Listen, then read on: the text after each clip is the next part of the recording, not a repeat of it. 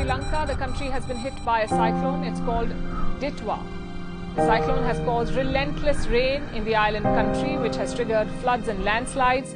Homes have been destroyed, entire communities have been cut off, and thousands of people have been moved to shelters.